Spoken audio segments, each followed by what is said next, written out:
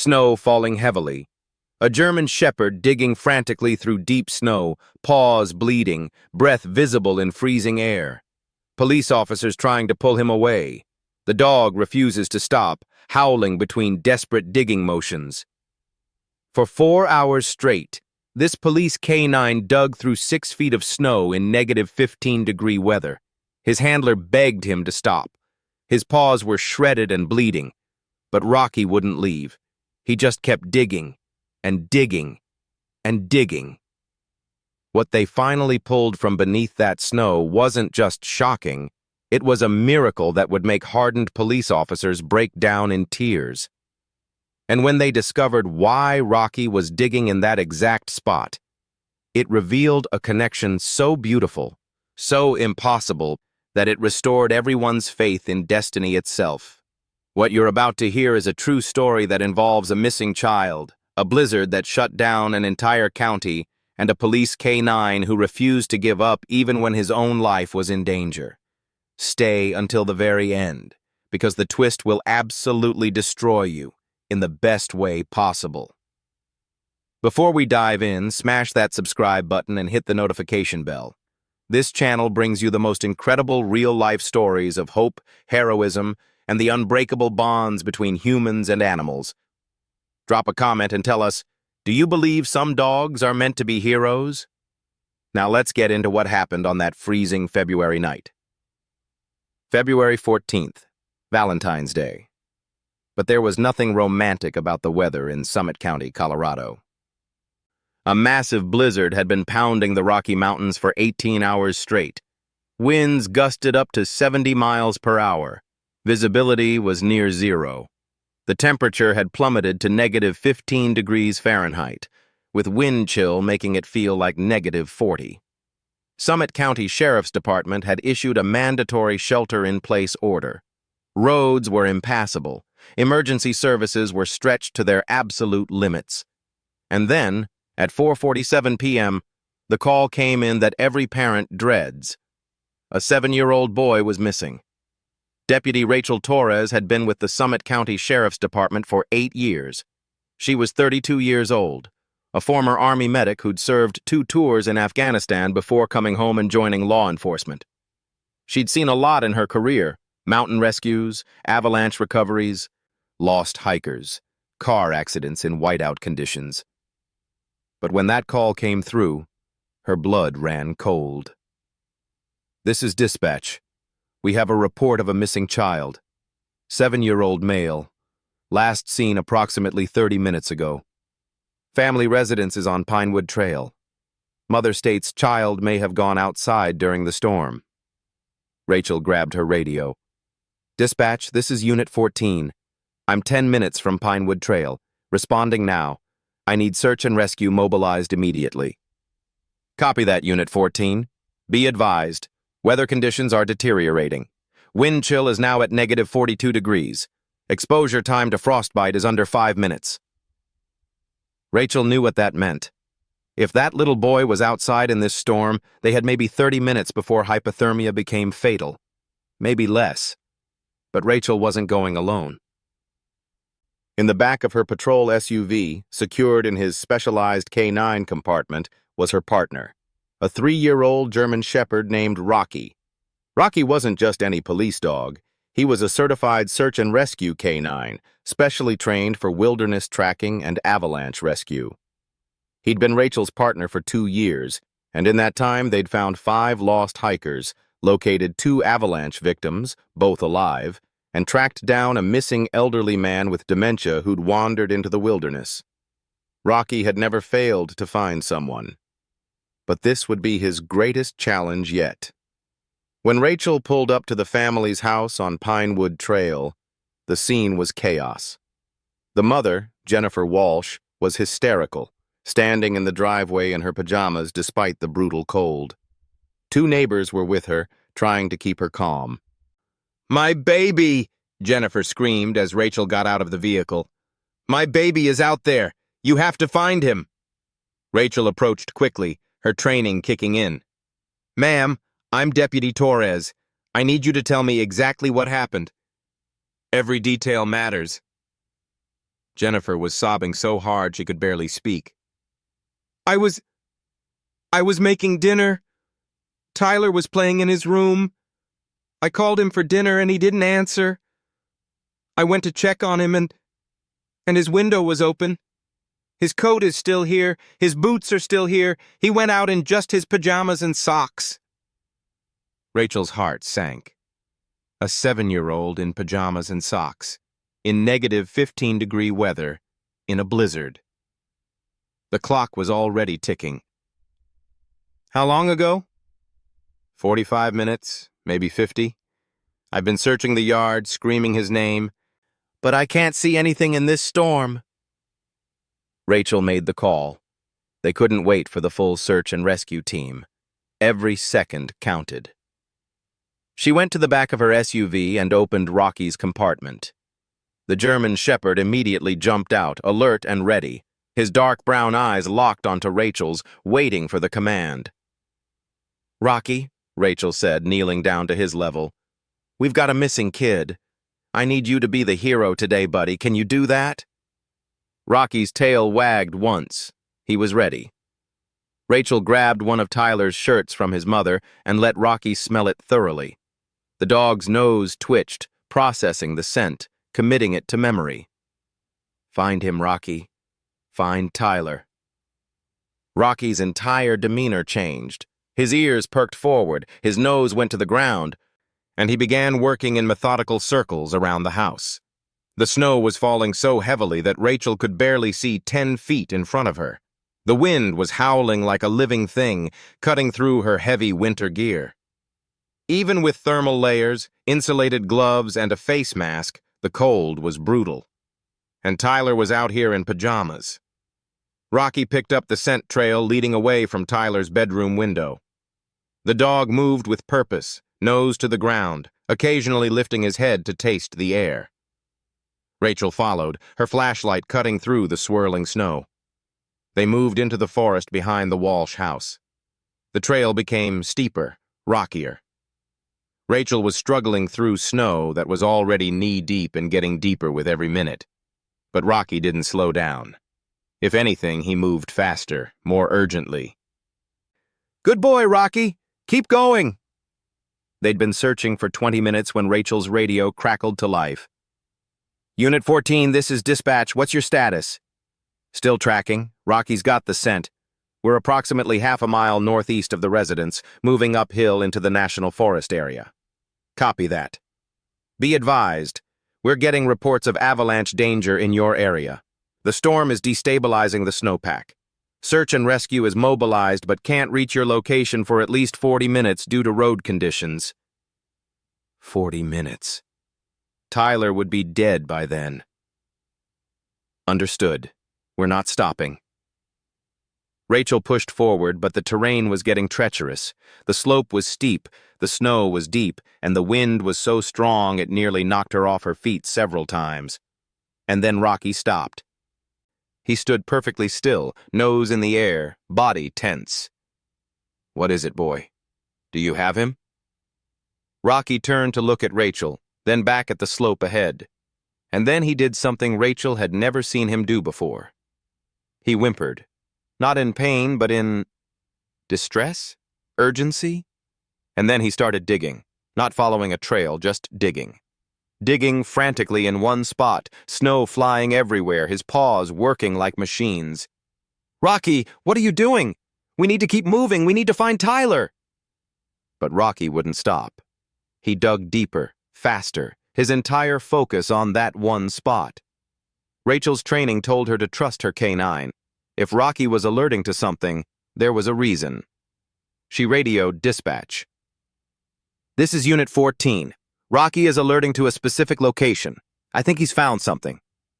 I need backup and medical immediately. Copy that. Coordinates? Rachel checked her GPS and relayed the information. Then she knelt beside Rocky and started helping him dig. The snow was packed hard from the wind, almost like ice in places. Rachel's gloves were soaked through. Her fingers were going numb, but she kept digging alongside Rocky. The dog was relentless. His paws were bleeding now, leaving pink smears in the white snow, but he didn't stop. He couldn't stop. "Come on, buddy," Rachel urged. "Show me what you found." They dug down 3 feet, 4 feet, 5 feet, and then Rachel's hand hit something that wasn't snow. Fabric. Her heart stopped. "Oh, God, Rocky, you found him! Good boy! Good boy!" She dug faster now, clearing snow away from what she could now see was definitely a small body wrapped in fabric. But as she uncovered more, confusion set in. The fabric was wrong. It wasn't pajamas. It was a jacket? An old military-style jacket? And the body was too still, too cold. Rachel pulled out her flashlight and shined it into the hole they'd created. What she saw made her gasp. It wasn't Tyler. It was a man, an adult man, wrapped in what looked like a vintage military jacket from World War II. His face was preserved by the cold, peaceful. His eyes closed like he was sleeping, and clutched in his frozen arms was a black-and-white photograph of a German shepherd. A German shepherd that looked exactly like Rocky. "Dispatch, this is Unit 14. I don't know how to report this. Rocky has found a body, but it's not the missing child. It's an adult male, appears to have been here for, I don't know. This doesn't make sense." "Say again, Unit 14? "The body is frozen but perfectly preserved. He's wearing what looks like a Waldschuh-era military uniform. Dispatch, this man has been here for decades. But that's impossible. This area has been hiked and skied constantly. Someone would have found him." "Unit 14, we need you to continue searching for the missing child. Mark the location of the body and... Dispatch, you're not understanding. Rocky won't leave. He's still digging. He's acting like there's something else here." And Rocky was. Even after they'd uncovered the body, the dog kept digging around it, pawing at the snow beneath and beside the frozen man. Rachel was torn. Every second they wasted was a second Tyler was out in this storm, dying, but Rocky had never been wrong, not once. "Okay, boy," Rachel said, her voice shaking from cold and confusion. "Show me. What else is here?" Rocky dug beside the man's body, and within seconds, Rachel saw it. Another shape in the snow. Smaller. Much smaller. Her blood turned to ice. Rachel dug with her bare hands now, not caring about the pain, not caring about the cold. She uncovered a child-sized shape wrapped in the same vintage military jacket. But this one was warm. "Oh my God! Oh my God!" She cleared the snow from the small face and nearly collapsed with relief and shock. It was Tyler, the missing 7-year-old. His lips were blue, his skin was pale, but his chest was rising and falling. He was breathing. He was alive. But that was impossible. He'd been missing for over an hour in negative 15-degree weather, in just pajamas. He should be dead. And yet he was wrapped in this jacket that shouldn't exist, positioned next to a body that had been here for decades, and somehow, impossibly, he was alive. Rachel immediately radioed for emergency medical. Then she pulled Tyler from the snow, wrapped him in her own jacket, and held him close, trying to transfer her body heat to him. Rocky sat beside them, calm now. His job was done. "How?" Rachel whispered, looking at the frozen man still partially buried in the snow. "How did you save him?" The investigation. The rescue helicopter arrived 20 minutes later. Tyler was airlifted to Summit Medical Center in critical but stable condition. Against all odds, he would make a full recovery. But the questions were just beginning. The forensics team arrived the next day, after the storm had passed, to recover the body of the frozen man. His ID tags identified him as Private First Class James Torres, U.S. Army, born 1925, reported missing in action in 1945. Torres, Rachel's last name. When she saw the name on the report, she felt the world tilt. That's my last name, she told the medical examiner. Lots of people have that last name, the examiner said. But Rachel knew. She knew in her bones. She called her grandmother that night. Abuela, did we have family in World War II? Her grandmother's voice went quiet. Why do you ask, mija? Because I found a body. A soldier named James Torres. There was a long silence. Then her grandmother began to cry. That was my brother, she whispered. Your great-uncle. He went missing during a training exercise in Colorado in 1945. They said he must have fallen into a crevasse during a winter storm. They never found his body. Rachel's hands were shaking. Abuela, what was his job in the army? He was in the K9 unit. He trained search and rescue dogs for mountain operations. He had a German shepherd named Rocky. The next day, Rachel stood in the hospital room where Tyler Walsh was recovering. His mother, Jennifer, was beside him, holding his hand, crying tears of joy and disbelief. The doctors say it's a miracle, Jennifer said. They say by all medical logic, Tyler should have severe frostbite, hypothermia, brain damage from oxygen deprivation. But he's fine, completely fine. They can't explain it. Tyler was awake now, sipping hot chocolate, looking small and fragile in the hospital bed. Tyler, Rachel said gently, can you tell me what happened? When you went outside?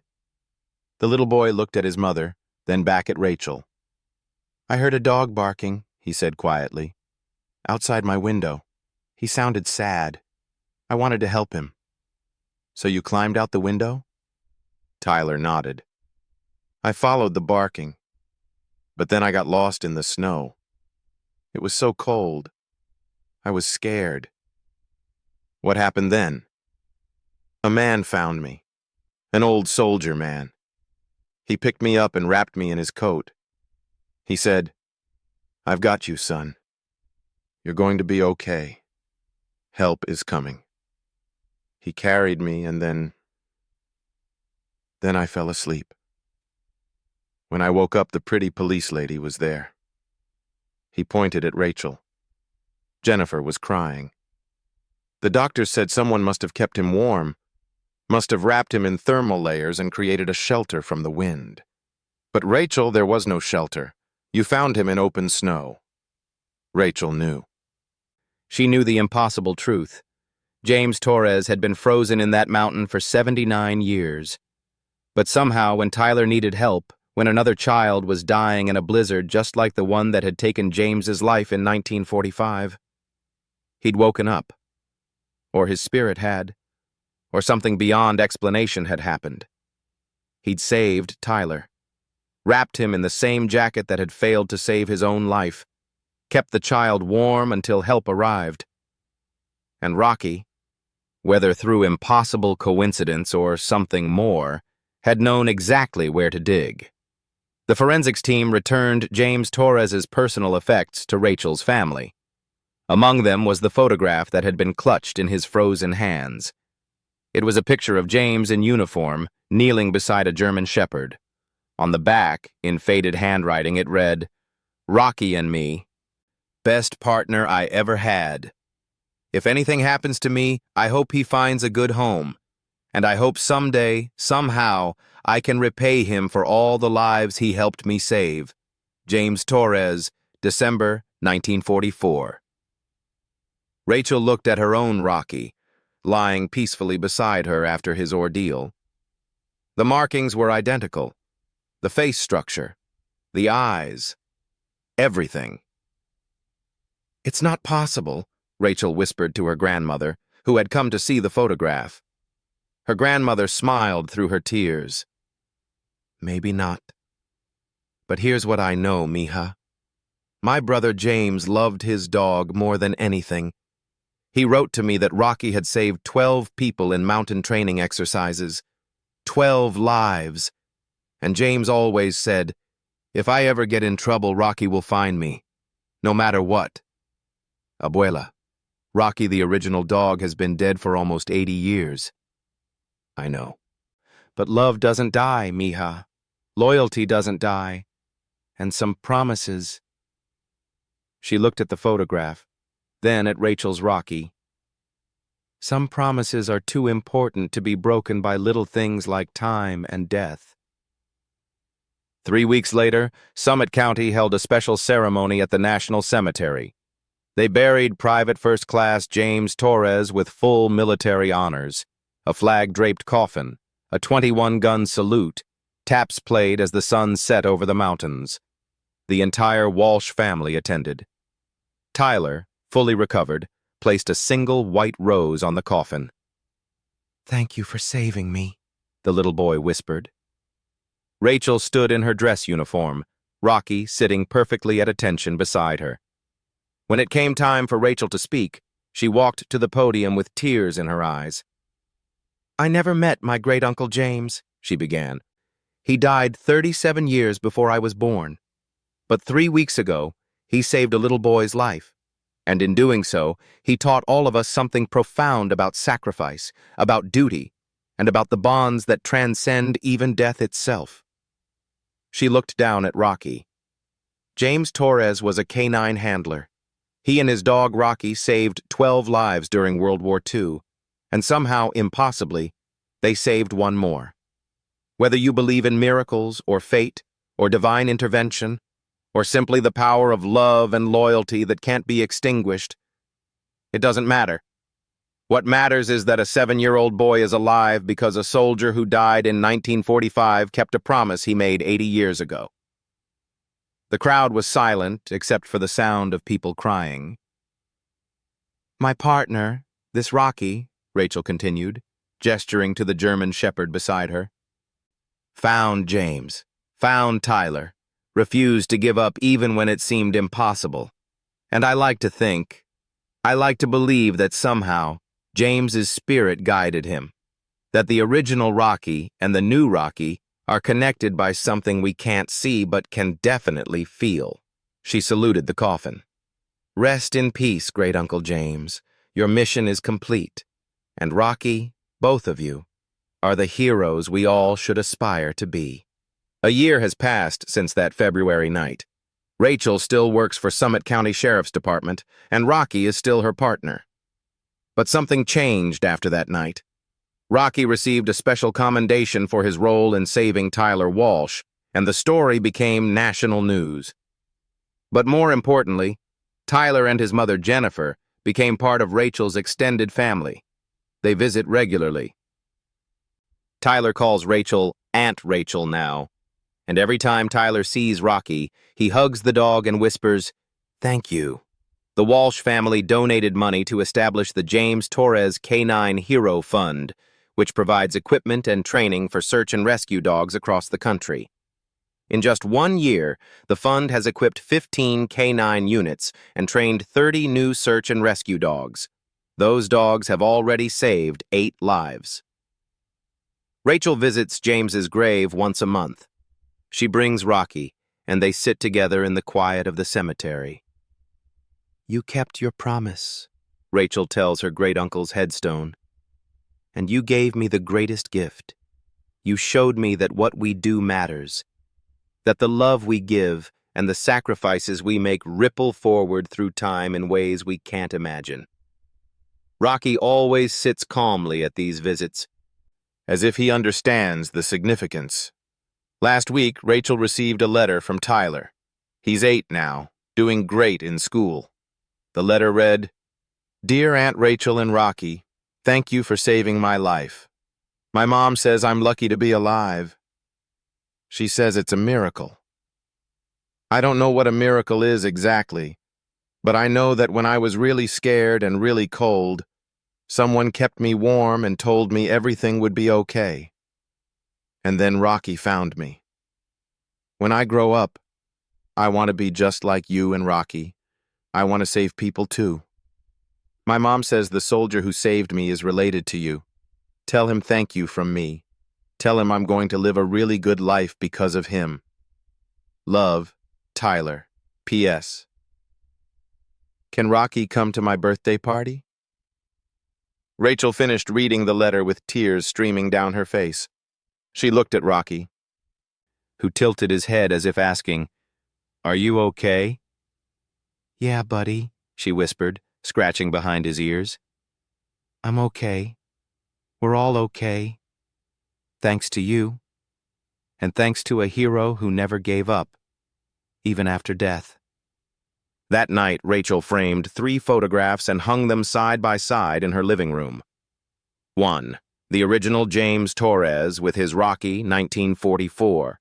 2. Tyler Walsh being pulled from the snow, wrapped in James's jacket. 3. Rachel and her Rocky receiving their commendation 3 generations. 2 Rockies. 1 unbreakable promise. Some bonds are too strong for time to erase. Some love is too powerful for death to end. And some heroes keep saving lives long after the world thinks they're gone. This true story reminds us that heroism isn't just about the moment you save someone. It's about the promise you make to always be there, to never give up, to protect those who can't protect themselves. James Torres made that promise in 1944, and somehow, impossibly, beautifully, he kept it in 2024. If this story moved you, please hit that like button and share it with everyone you know.